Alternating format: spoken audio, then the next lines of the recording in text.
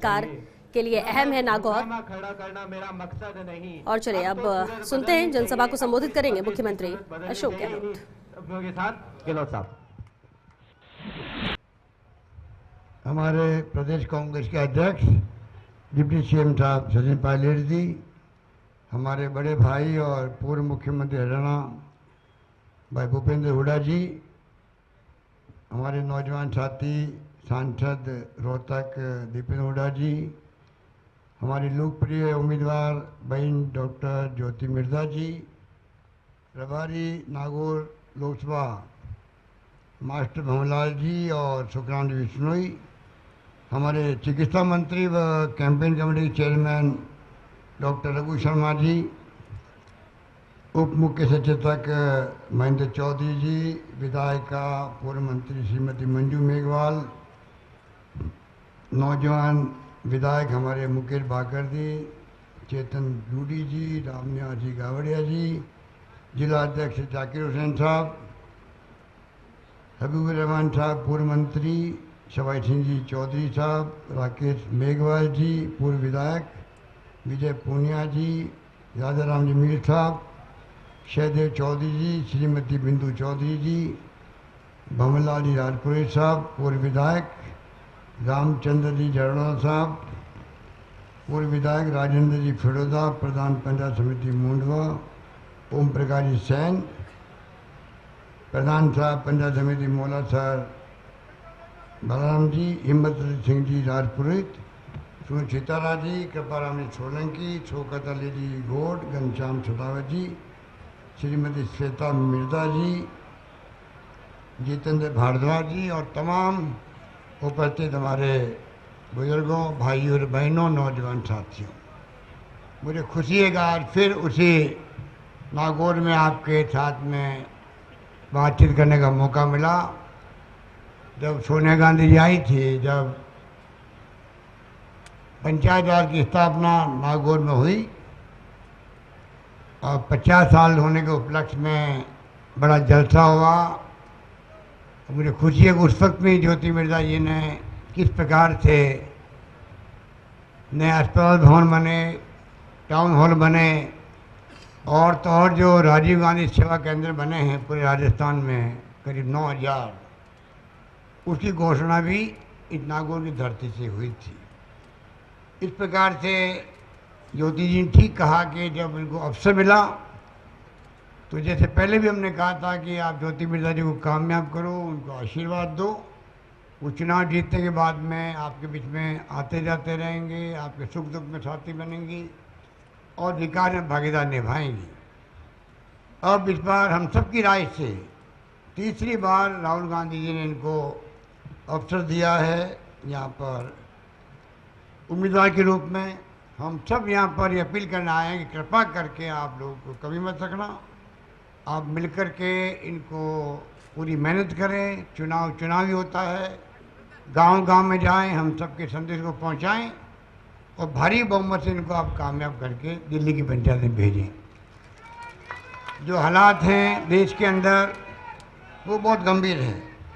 जिस प्रकार से मोदी जी कहते हैं 70 साल में क्या किया, वो अनुभव की कमी से कहते हैं। उनके एनडीए गवर्नमेंट के जो मंत्री लोग हैं वो अनुभव ही नहीं है, इसलिए मालूम ही नहीं है कि 70 साल पहले क्या था देश, नागौर क्या था, राजस्थान क्या था, जहाँ सुई बाहर से आती थी, बिजली क्या होती नहीं मालूम था, ना सड़कें थी, ना पानी की व्यवस्था थी, ना स्वास्थ्य सेवाएं थी, अस्पताल थे, ना पीएचसी, ना सीएचसी, क्या था, कुछ भी नहीं था, ना स्कूलें थी, ना कॉलेज थी, ना विश्वविद्यालय थे, क्या था। उस वक्त में पंडित नेहरू ने जो आधार ढांचा खड़ा किया, बड़े बड़े बांध बनाए, भागा डैम बना, बड़े बड़े कल कारखाने लगे, इस्पात के लगे हों चाहे अन्य कारखाने लगे हों, इसरो की स्थापना बाद में हुई, DRDO बना, भाभा एटॉमिक सेंटर बना, हिंदुस्तान एरोनॉटिक्स सेंटर बना, क्या नहीं बना यहाँ पर, एम्स बना, ढांचा मजबूत है देश का, उस पर आज देश खड़ा है। आधुनिक भारत की अगर अपन बात करें तो ये सब कुछ हुआ, ये आज़ादी के बाद में होगा। ये बात करते हैं कि हम लोग के बारे में क्या बात करते हैं, इनको आज उपलब्धि बताने कुछ नहीं। 5 साल में खूब इन्होंने घुमलेबाजी करी, ना 15 लाख आए, ना 2 करोड़ नौकरी मिली, ना इनको ब्लैक मनी लेके आ सके। क्या उपलब्धि इनकी, सब बातें मेरे पूर्व वक्तों ने कही, मैं आप पर रिपीट नहीं करना चाहता। पर मैं कहना चाहूँगा कि आज जो कुछ भी हुआ देश के अंदर, हरित क्रांति हुई किसानों के बलबूते पर, इंदिरा गांधी ने करी देश के अंदर। पहले भीख मांगते थे हम लोग, अमेरिका से गेहूँ लाते थे यहाँ पर खिलाने के लिए लोगों को। श्वेत क्रांति करी इंदिरा गांधी ने करी। इंदिरा गांधी ने अपनी जान दे दी, पर खालिस्तान नहीं बनने दे देश के अंदर। उन्हें सीना छलनी कर दिया। महिला थी, प्रधानमंत्री के रूप में काम करती थी।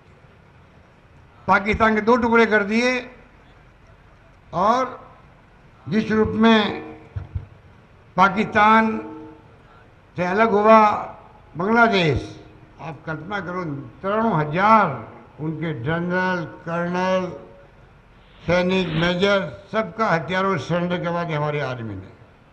पर इंदिरा गांधी ने कभी नहीं कहा ये मैंने किया है। हमेशा हमारे देश की फौजों ने जो पराक्रम, उनका शौर्य, उनका साहस, उसको हमने वेलकम किया, सलाम किया पूरे देशवासियों ने। और आज क्या हो रहा है, आज उससे ही चुनाव जीतने की तरकीबें हो रही है। पुलवामा की घटना हुई, दोषी कौन है? मालूम था कि पुलवामा का जो काफिला जा रहा है उस पर हमला हो सकता है। अगर समय पे कदम उठाए जाते तो हमला नहीं होता। 45 लोग मारे गए, नौजवान लोग। आरोप भी लगे मोदी जी की सरकार पर, ध्यान डाइवर्ट करने के लिए आपने ऐसा माहौल बनाया देश के अंदर, हमने सर्जिकल स्ट्राइक कर दी। अरे सर्जिकल स्ट्राइक तो हर प्रधानमंत्री के राज में हुई है, और वो इतने समझदार थे, उसका जिक्र कभी नहीं करते थे। ये लोग अनुभवहीन लोग हैं, उनको अपनी उपलब्धि बता रहे हैं। कोई उपग्रह छोड़ा जाता है तो मोदी जी अपनी उपलब्धि बताने के लिए टीवी में आते हैं। मैं पूछना चाहूँगा आप सबसे, अगर वास्तव में 70 साल में कुछ नहीं किया कांग्रेस, तो आप मोदी जी को वोट दो। और नहीं तो मोदी जी को पूछो, राजस्थान में आए तब, कि मोदी जी आप ये बताओ आपने 5 साल में क्या काम किया, आपने एक वादा निभाया? आप बताओ हम लोगों को, कोई बात नहीं, मान लेंगे आपकी बात। आपकी क्या क्या उपलब्धि थी वो बताओ आप लोगों को, आगे आप क्या करो बताओ। उसकी बजाय वो हिंदू की बात करेंगे, हिंदू राष्ट्र की बात करेंगे, जो कभी संभव नहीं होता है। राजभक्ति की बात करेंगे। क्या आप लोग बैठे राजभक्त नहीं हो? हम देशभक्त लोग नहीं हैं? तो कल्पना कर सकते हो कि किस दिशा में मुल्क को ले जाना चाहते हैं। खतरनाक खेल चल रहा देश के अंदर, घृणा का, नफरत का, हिंसा का माहौल है। मूलभूत समस्याएं जो लोगों की है उस पर कोई बात कर नहीं रहा है। राहुल गांधी बार बार कहते हैं मुद्दों पे आओ। ये लोकतंत्र कायम किया कांग्रेस ने किया गांधी जी के राज के अंदर। पंडित जवाहरलाल नेहरू, सरदार पटेल, मौलाना अबुल कलाम आज़ाद, अंबेडकर साहब ने बनाया संविधान। हुड्डा साहब के पिताजी तो संविधान सभा के मेंबर रहे हैं उस जमाने के अंदर।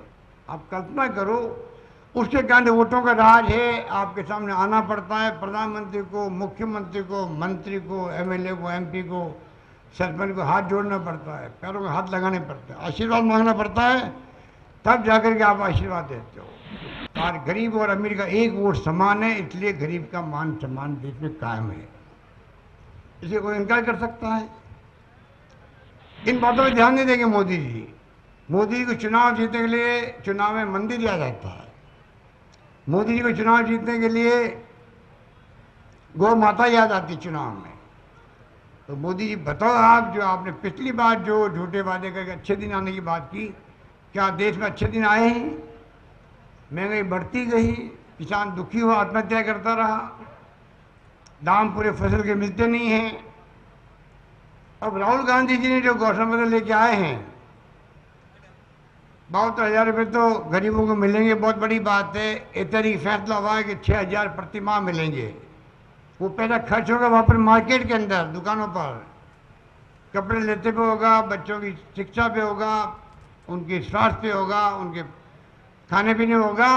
दुकानों पर खर्चा होगा तो डिमांड बढ़ेगी चीज़ों की, डिमांड बढ़ेगी तो फैक्ट्री में उत्पादन होगा, लोगों को रोजगार मिलेगा। देश हित में इतना बड़ा फैसला किया गया कि आर्थिक स्थिति देश की मजबूत हो, इसका अंदर किया गया। और सबसे बड़ी बात, ऐतिहासिक बात जो होने जा रही है, किसान बजट। आप कल्पना करो, आज़ादी के बाद में जनरल बजट के साथ में खाली रेलवे का बजट प्रस्तुत होता था। पहली बार राहुल गांधी ने कहा है किसानों का अलग बजट पेश होगा। आप कल्पना कर सकते हैं।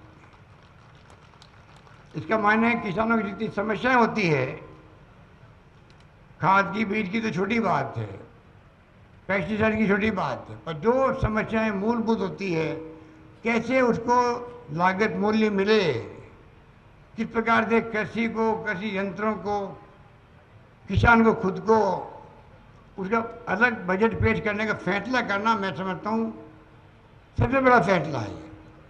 इस रूप में जो फैसले सामने आए हैं, उनको किसान भाइयों में कहना चाहूँगा आपको कि किस प्रकार नागौर एक सिरमौर है किसानों का देश में, प्रदेश के अंदर। बलदेव मिर्जा जी की बात करें, नाथुराम मिर्जा साहब की बात करें, रामनाथ जी मिर्जा साहब की बात करें, जिन्होंने 50 साल तक, उससे भी ज़्यादा समय तक आपकी सेवा करी, किसानों को राहत दिलाई, उनकी परेशानी दूर करने का काम किया। नागौर के नहीं बल्कि राजस्थान भर के किसानों की बात करी। वो आज हमारे बीच नहीं रहे।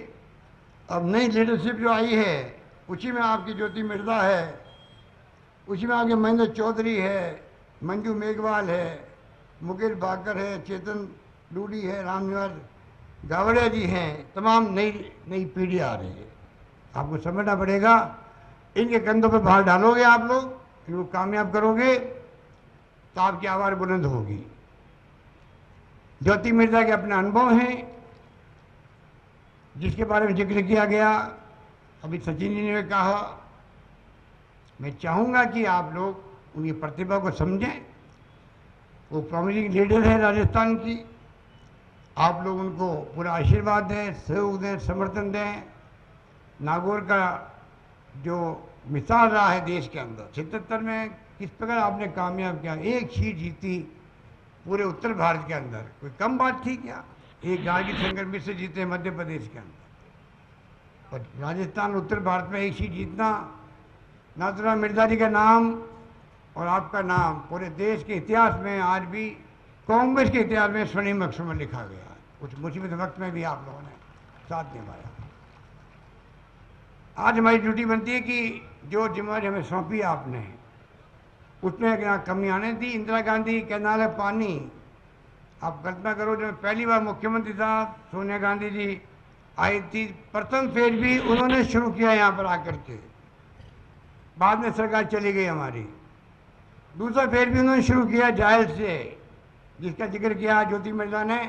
किस प्रकार इन्होंने पैरवी करी दिल्ली के अंदर, जापान गवर्नमेंट से, जायका से 2200 करोड़ रुपए का लोन मिला, 800 करोड़ हमने दिए, और दूसरा फेज भी आपका आगे बढ़ गया। ढाणिया तक में पानी नहीं पहुंचता है, इसकी योजना नहीं होती सरकार की, नीति में नहीं है। तो नागौर के लिए मैंने फैसला किया, नागौर की स्थिति है, बांका पट्टी भी यहाँ पहुँचती, पानी खराब पीना पड़ता है आपको, ढाणियों में पानी पहुँचाएंगे, ये भी हम लोगों ने तय कर रखा है। इस रूप में हम लोगों ने आने वाले वक्त में कोई कमी रखेंगे नहीं। हम चाहेंगे कि कैसे हम आपको राहत दें। इसलिए मैं आपको इतने कहना चाहूँगा, कर्जा माफ हमने किया है, सीसी बैंक का किया है, कर्जे माफ आपके हो गए हैं, भूमि विकास बैंक के हो गए, पूरे कर्जे माफ हो गए हैं। राष्ट्रीयकृत बैंक के जो है, हमने कहा एनपीए जिनका हुआ है, जो तकलीफ में थे, 2 लाख तक के कर्जे माफ करेंगे, उनसे बातचीत चल रही है। हमारी कोशिश रहेगी कि इस राष्ट्रीयकृत बैंकों के कर्जे माफ़ करेंगे हम लोग चुनाव के बाद में। इस प्रकार से कोई कमी आने नहीं देंगे, ये मैं कहना चाहता हूँ। अभी तक कर्जे माफ़ हुए हैं उत्तर आपके करीब एक जिले में ही करीब 360 करोड़ के कर्जे माफ़ हो गए आपके। तो इस प्रकार से आप निश्चिंत रहो, मोदी जी के तर्कों में कोई दम नहीं है। अब लोग समझ चुके हैं कि ये बोलने में बड़े माहिर हैं, मार्केटिंग करते हैं, अपनी एक्टिंग करते हैं। एक्टिंग सिनेमा में होता नहीं होती एक्टिंग, जो फिल्मों में होती है बॉलीवुड में, उसमें सच्चाई कुछ नहीं होती है। एक्टर हो, एक्ट्रेस हो, खलनायक हो, वो खाली एक्टिंग करते हैं, सच्चाई से कोसों दूर। वही बात लागू होती है मोदी जी के लिए। और ये हमारे मीडिया वाले साथी खड़े हैं, ये बहुत मेहनत करते हैं हमारे लिए, वे बड़ा बाकायदे वीडियो बनाते हैं, ऊपर भेजते हैं। पर इनके मालिक लोग जो है बहुत दबाव में मोदी जी के, इनके मालिक हैं, इनके संपादक हैं, इनके एंकर हैं।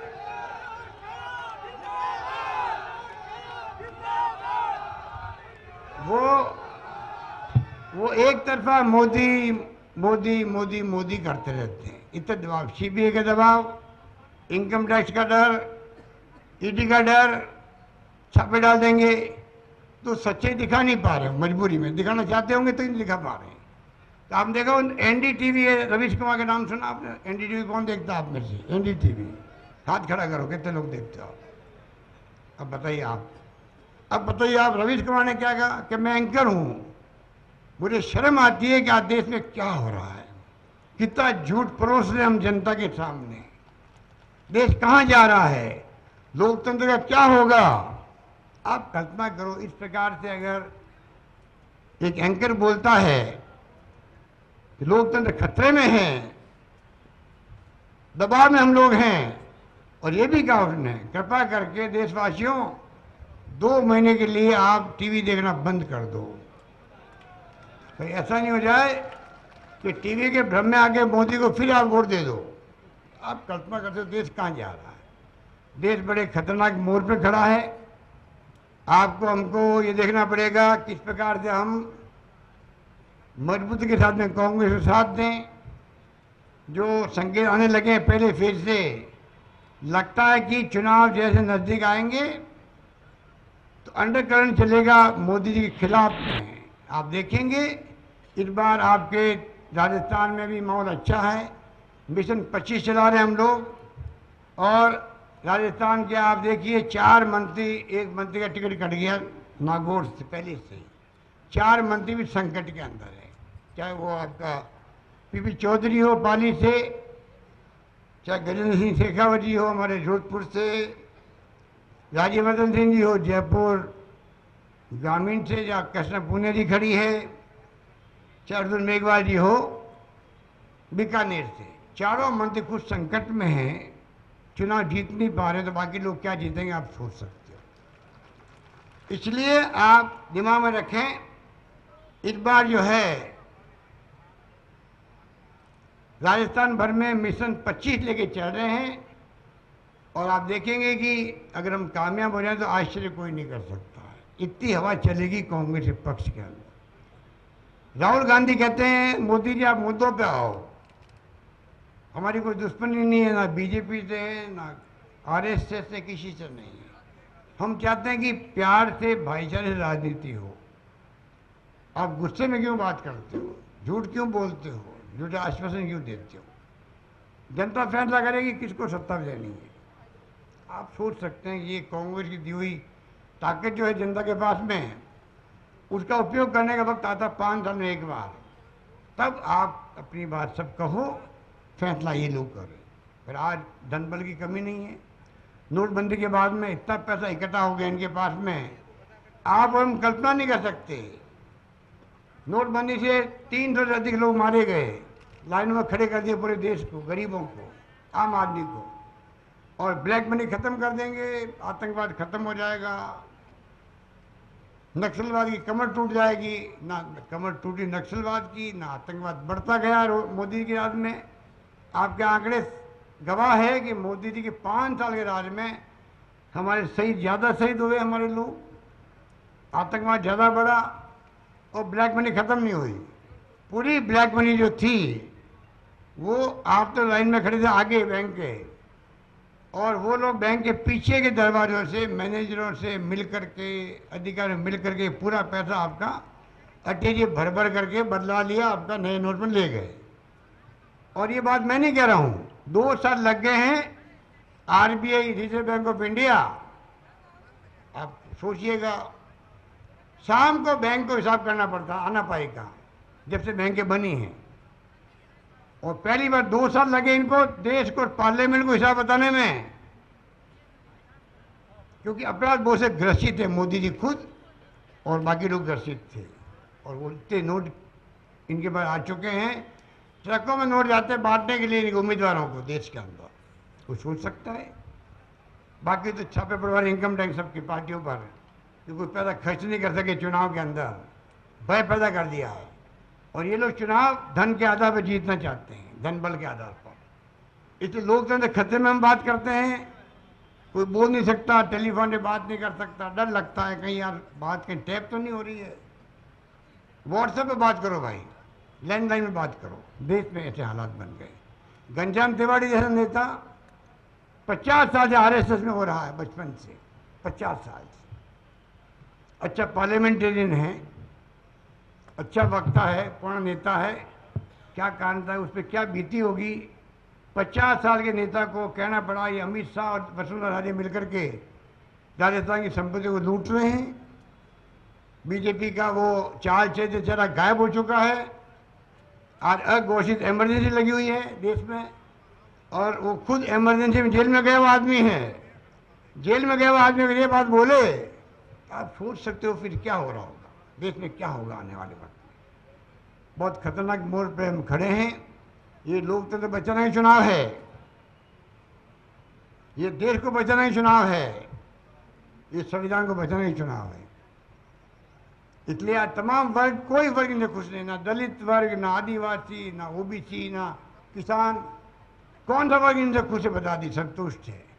शहरों में मोदी मोदी मोदी बोलते रहते हैं, उतने व्यापारी डरे हुए हैं, हालांकि बर्बाद वो भी हुए हैं, काम धंधे चौपट उनके भी हैं, पर व्यापारी हमेशा व्यापार के कारण से भय में रहता। पता नहीं कल वापस मोदी जीते तो क्या होगा मेरा, फिर मेरे यहाँ छापा नहीं पड़ रहा। इसलिए वो लोग खुल के आ नहीं रहे। जिस दिन आपने विश्वास दिला दिया कि मोदी की सरकार जा रही है, आप देखेंगे कि कितने लोग सड़कों पर आ जाएंगे। इसलिए मैं आपको निवेदन करना चाहूँगा, कृपा करके आप, ये चुनाव बड़ा महत्वपूर्ण है। हमने तो 5 साल दरें बढ़ेगी नहीं बिजली की, वो कह दिया आपको। आपको मालूम है कि पानी के बिल माफ़ कर दिए हमने, कोई पानी बिल नहीं आएंगे गाँव के अंदर, अब सब खत्म कर दिए हम लोगों ने।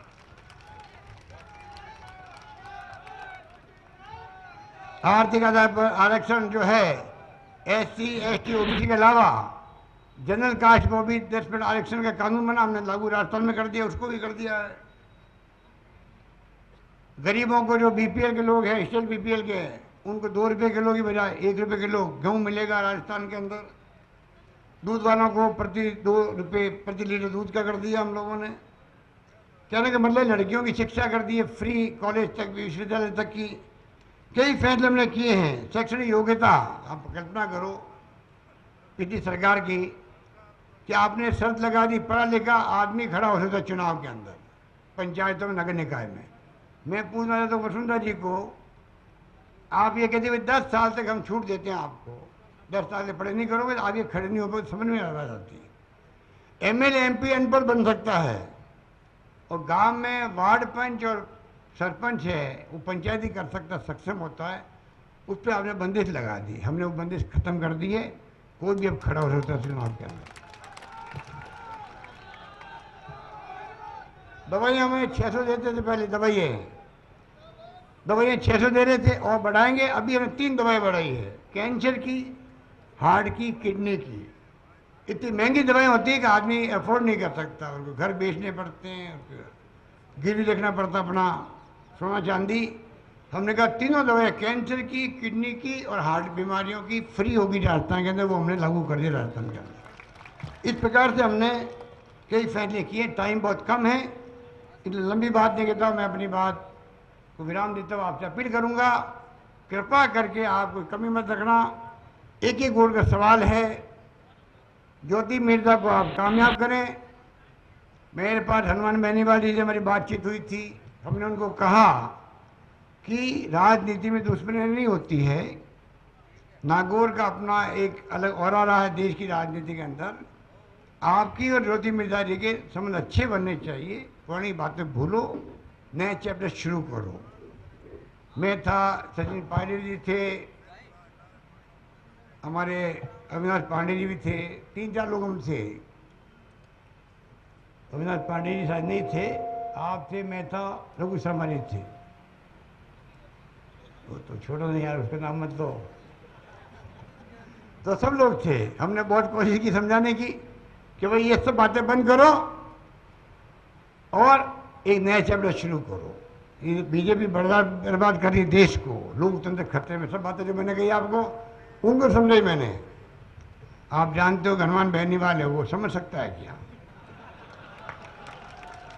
आखिर में अगर समझ आते तो उनका भविष्य उज्जवल बनता। उनकी जो युवाओं को उन्होंने साथ लेकर राजनीति शुरू करी, उनका उनको प्रतिफल मिलता आने वाले वक्त के अंदर।